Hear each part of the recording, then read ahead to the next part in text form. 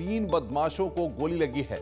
तो 5 बदमाशों को पुलिस ने गिरफ्तार कर लिया है। बदमाशों के पास से 3 तमंचे और कारतूस बरामद किए गए हैं। बदमाशों के पास से लूट के आभूषण भी बरामद हुए हैं। स्वर्ण व्यवसायी से लूट में वंचित थे सभी बदमाश। ये वांछित बदमाश थे जिनको कि आज बदमाशों के साथ मुठभेड़ हुई, जिसके बाद इनको पकड़ा गया है। मुठभेड़ के दौरान 3 बदमाशों को वहां पर गोली लगी है। 5 बदमाशों को फिलहाल गिरफ्तार किया गया है, ये जानकारी मिल पा रही है। 5 बदमाशों को पुलिस की टीम ने गिरफ्तार कर लिया है। बदमाशों के पास से 3 तमंचा कारतूस बरामद किया गया है। प्रतापगढ़ से इस वक्त की बड़ी खबर, पुलिस और बदमाशों में मुठभेड़ हुई है। मुठभेड़ के दौरान 3 बदमाशों को गोली लगी है। हमको सूचना मिल गई थी करीब 10 बजे के आसपास कि इधर से बदमाशों का मूवमेंट है। तो लगभग 12 और 1 बजे के बीच में थाना अध्यक्ष कोहनौर को सूचना मिली कि 2 मोटरसाइकिलों पे 5 अपराधी इधर से भागते हुए जा रहे हैं और कोई वारदात ये कर सकते हैं। तो 3 तरफ से हमारा यहाँ से फोर्स आया, इंस्पेक्टर कोतवाली का, इंस्पेक्टर कोहनौर और यशो अंतु का फोर्स आया और स्वाट के प्रभारी और सीओ सिटी ये सब एक्टिव होकर के चारों तरफ से घेरे हैं। ये गोड़े गांव के पास एक बगीचे में मुठभेड़ हुआ है। मुठभेड़ में 3 अपराधी घायल हुए हैं। एक हैदर जो कि बासुपुर कोहनौर का रहने वाला है, जो बाद में पहचान में आया है, और दूसरा अपराधी अभिषेक सरोज, ये कोहनौर कस्बे का रहने वाला है। तीसरा अपराधी हलीम जो कि रानीगंज थाना क्षेत्र का रहने वाला है, और ये तीनों मुठभेड़ में घायल हुए हैं। इनके कब्जे से 3 तमंचे बरामद हुए हैं, 2 मोटरसाइकिल बरामद हुआ है, और उसके अलावा दौड़ा करके हमारी पुलिस टीम द्वारा 2 अपराधियों को गिरफ्तार किया है।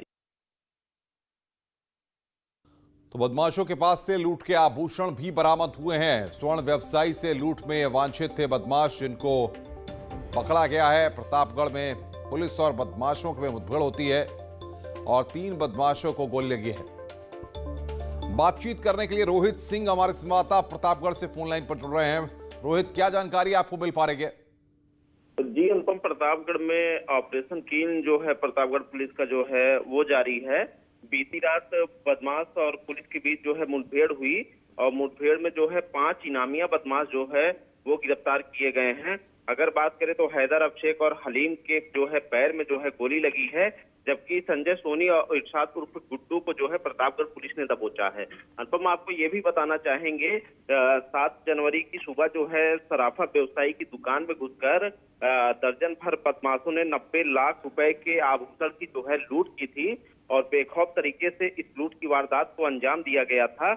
और ये जो 5 बदमाश पकड़े गए हैं, ये उसी लूट में जो है ये शामिल बताए जा रहे हैं, और इनके ऊपर जो है प्रतापगढ़ पुलिस ने 25,000 रुपए का इनाम भी रखा था।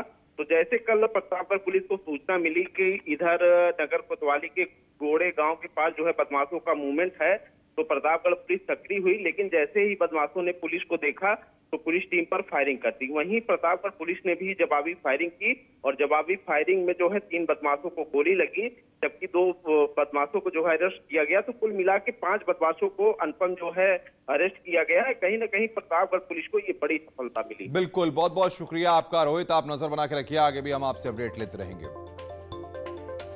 आज किसान पूरे देश में चक्का जाम करेंगे, लेकिन राहत की बात यह है कि यूपी, उत्तराखंड और दिल्ली को छोड़कर पूरे देश में ये चक्का जाम होगा। किसान नेता राकेश टिकैत ने साफ कर दिया है कि आज यूपी उत्तराखंड को छोड़कर पूरे देश में किसानों का चक्का जाम होगा। आज यूपी उत्तराखंड में किसान सिर्फ जिलाधिकारी को ज्ञापन सौंपेंगे। यूपी और उत्तराखंड में चक्का जाम नहीं करने का ऐलान संयुक्त किसान मोर्चा के बैनर तले किसान नेता राकेश टिकैत और बलबीर सिंह राजेवाल ने किया है। राकेश टिकैत के मुताबिक इस बार का चक्का जाम सिर्फ 3 घंटे दोपहर 12 बजे से 3 बजे का होगा। इस दौरान लोग अपने अपने इलाकों में सड़कों को जाम करेंगे और रास्तों पर बैठकर विरोध दर्ज कराएंगे। 3 घंटे के बाद प्रदर्शनकारियों द्वारा गांव, ब्लॉक और जिला स्तर पर स्थानीय अधिकारियों को ज्ञापन सौंप दिया जाएगा।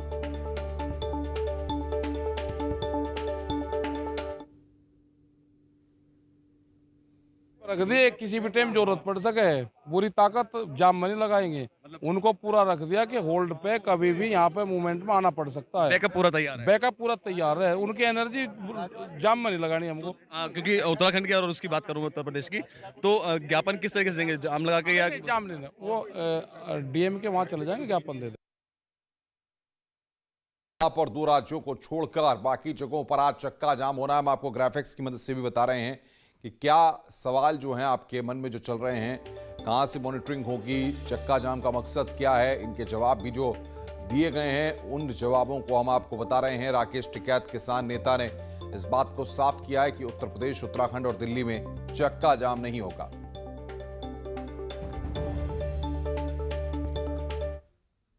आगे बढ़ते हैं। किसानों के मुद्दे पर अलग से चर्चा के लिए सरकार तैयार हो गई है। सूत्रों के जरिए जो खबर मिल रही है उसके मुताबिक बजट पर चर्चा के बाद किसानों के मुद्दे पर चर्चा संभव है। स्पीकर के साथ बैठक में विपक्ष को यह बात बताई गई है, तो किसानों के मुद्दे पर अलग से चर्चा होगी। बजट पर चर्चा के बाद यह चर्चा होगी। किसानों के आंदोलन में सियासत जमकर हो रही है। विपक्ष के नेता आंदोलन के नाम पर उपद्रव करने वालों से सहानुभूति दिखा रहे हैं। वहीं 26 जनवरी के दिन घायल जवानों की सुध लेने की याद नहीं आई।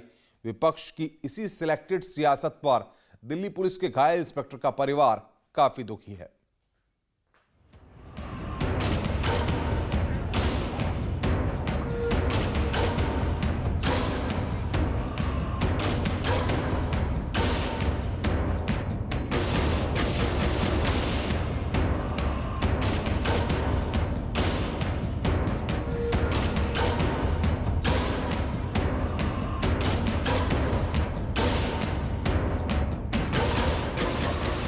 बाकी कोई आया भी नहीं और ना हम इतनी ज़्यादा ज़रूरत समझते हैं। जिस तरह से अब राजनीति हमें पता नहीं है वो क्या सियासत है, क्या वो है। हमारे लिए तो सब बराबर थे।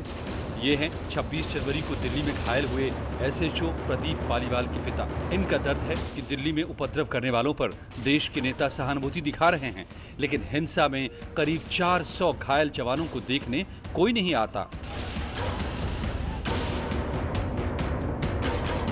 एसएचओ प्रदीप पालीवाल 26 जनवरी को सिंधु बॉर्डर पर तैनात थे। परिवार वालों को इस बात का दुख है कि उनकी सुध लेने वाला कोई नहीं है। बाकी कोई आया भी नहीं और ना हम इतनी ज़्यादा ज़रूरत समझते हैं। लेकिन जिस तरह से अब राजनीति हो रही है, हमें पता नहीं है वो क्या सियासत है, क्या वो है। हमारे लिए तो सब बराबर थे। कभी हमने सोचा ही नहीं किसी राजनीति के बारे में। तो अब कोई आए ना आए वो तो हमारा नुकसान। जो मुझे तो यही चिंता है बस वो हाथ नॉर्मल हो जाओ किसी तरह परमात्मा दया से, और कुछ नहीं चाहिए। अगर वो उसकी डेथ हुई है लड़के की तो उसके घर गए हैं तो ठीक है, अच्छा है, सहानुभूति दो। लेकिन पुलिस वालों जो 24 घंटे 2 महीने से जहाँ खड़े हैं, वो बॉर्डरों पे खड़े हैं, सब बड़े से लेके छोटे अफसर, बड़े अफसरों से लेके छोटे तक सब खड़े हैं, उनके लिए कोई सहानुभूति नहीं है तो थोड़ा बुरा लगता है।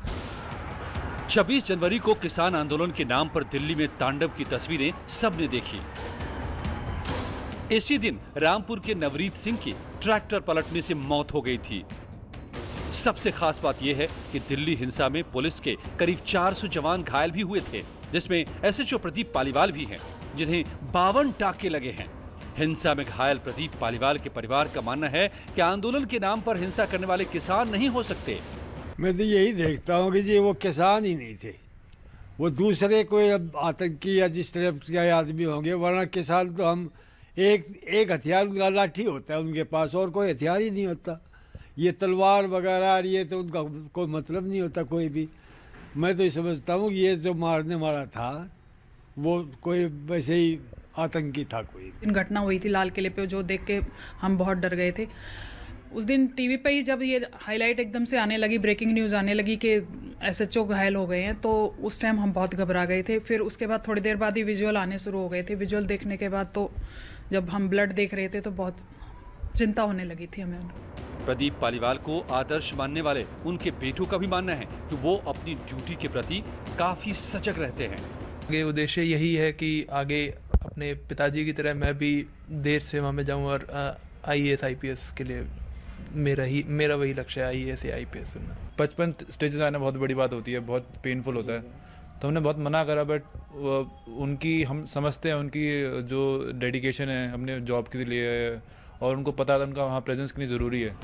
जाहिर है जनता की सेवा करने वाले जवानों ने अपनी जान की बाजी लगाकर लोगों को सुरक्षा दी।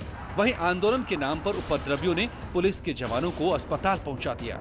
उन्हीं जवानों का परिवार इन नेताओं के सिलेक्टिव सियासत पर दुखी है, क्योंकि विपक्ष के बड़े बड़े नेता यूपी के रामपुर तो पहुंच गए, लेकिन दिल्ली के अस्पतालों में भर्ती जवानों की सुध लेने कोई नहीं पहुंचा। न्यूज 18 के लिए दिल्ली से शंकर आनंद की रिपोर्ट। उत्तर प्रदेश में क्लास 6 से 8 तक के स्कूल 10 फरवरी को खुलेंगे। साथ ही क्लास 1 से 5 तक के स्कूल 1 मार्च से खुलेंगे। कोरोना के चलते स्कूल कॉलेज को बंद किया गया था। करीब 12 महीने बाद अब स्कूल खुलने जा रहे हैं। यूपी में क्लास 6 से 8वीं तक के स्कूल 10 फरवरी को खुलेंगे। साथ ही क्लास 1 से 5 तक के स्कूल 1 मार्च से खुलेंगे। कोरोना के चलते स्कूल कॉलेज को बंद किया गया था, यानी करीब 1 साल के बाद स्कूलों के खुलने का रास्ता साफ हो गया है। इंटर कॉलेज हमारे यहाँ खुल चुके थे। हमने 10 फरवरी से कक्षा 6 से 8 के उच्च प्राथमिक विद्यालय और 1 मार्च से अपने सभी प्राथमिक विद्यालय कक्षा 1 से 5 तक के खोलने का निर्णय लिया है। और उसमें समय समय पर भारत सरकार के द्वारा और उत्तर प्रदेश सरकार के द्वारा जो भी प्रोटोकॉल जारी हो रहे हैं, जो भी दिशा निर्देश जारी हो रहे हैं, उनका पालन करते हुए स्कूल खोल दिए जाएंगे। यूपी में कोरोना संक्रमण के खिलाफ योगी सरकार शुरू से ही हर मजबूत कदम उठा रही थी, जिससे दूसरे राज्यों के मुकाबले ज्यादा आबादी के बावजूद यहां संक्रमण का खतरा कम रहा है। उत्तर प्रदेश के माननीय अब और हाईटेक होंगे। अब सभी विधायक आईपैड का इस्तेमाल करेंगे और अपने काम का लेखा जोखा भी उसी आईपैड पर रखेंगे।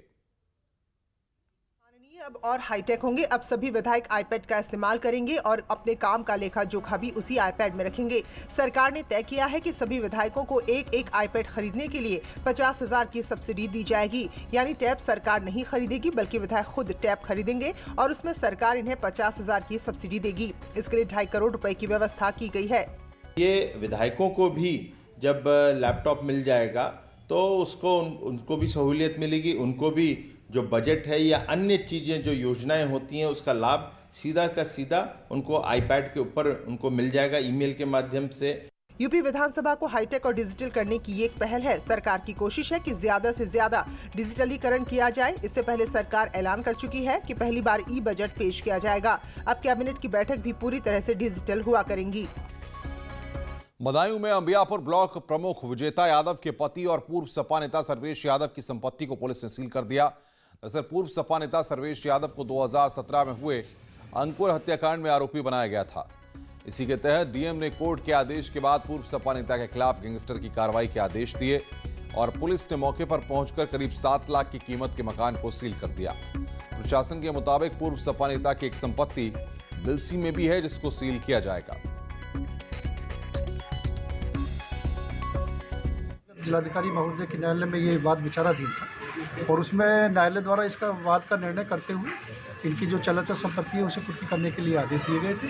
और जिसके क्रम में मैं और इंस्पेक्टर साहब यहाँ आए, उनकी जो अचल संपत्ति के रूप में उनका मकान था आवास विकास में, उसे हम लोगों ने सील किया। बिलग्राम में 31 जनवरी को हुई युवक की हत्या का पुलिस ने खुलासा कर दिया है। पुलिस ने मृतक की पत्नी और उसके प्रेमी सहित 4 लोगों को गिरफ्तार कर जेल भेजा है। महिला ने प्रेमी के साथ मिलकर पति को मौत के घाट उतार दिया था और उसके बाद दूसरों को फंसाने के लिए 5 लोगों को नामजद करा दिया था। लेकिन पुलिस पड़ताल में मामला खुला हुआ है, जिसके बाद पुलिस ने हत्या में शामिल मृतक की पत्नी और उसके प्रेमी समेत 4 लोगों को गिरफ्तार कर जेल भेज दिया है।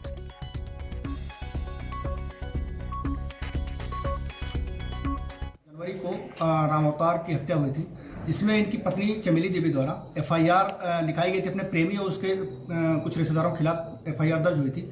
पुलिस ने जब घटना का खुलासा किया तो पाया कि प्रेमी के अलावा महिला स्वयं और उसके 2 लोग और गांव के ही जो उससे पहले संबंध हैं, उन लोगों ने मिलकर के पूरी प्लानिंग करके मर्डर किया है। पुलिस ने इस घटना में जो भी अलाकतल है उसको बरामद किया है और इसी के साथ ही जो मृतक का मोबाइल गायब था उसको भी पुलिस ने बरामद किया है और 4 को गिरफ्तार करके जेल भेजा जा रहा है। सहारनपुर में शुक्रवार की शाम एक बार फिर से बड़ा हादसा होते होते टल गया। सहारनपुर में मुरादाबाद से अंबाला की ओर जा रही मालगाड़ी जैसे ही सहारनपुर के रेलवे स्टेशन के प्लेटफॉर्म नंबर 7 पर पहुंची तो मालगाड़ी की सबसे पिछली बोगी का पहिया पटरी से उतर गया।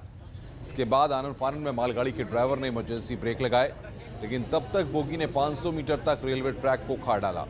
इस घटना की सूचना मिलते ही आनन फानन में रेलवे के अधिकारी और मेंटेनेंस के कर्मचारी मौके पर पहुंचे और रेलवे ट्रैक से उतरी मालगाड़ी की बोगी को रेलवे ट्रैक पर दोबारा से चढ़ाने के कार्य में जुट गए।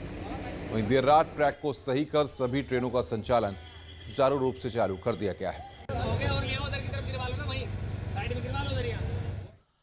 आगे बढ़ते हैं। ग्रेटर नोएडा से बड़ी खबर। दादरी थाना इलाके में टोल प्लाजा के कर्मचारियों का खाना बनाने वाले मेस में गैस रिसने की वजह से अचानक सिलेंडर में आग लग गई। एक के बाद एक 3 सिलेंडर में विस्फोट होने लगा। आग और धमाके से आसपास के इलाके में अफरा तफरी मच गई। कर्मचारी आग पर काबू पाने की लगातार कोशिश करते रहे। गनीमत रही कि किसी के हताहत होने की फिलहाल कोई खबर नहीं है।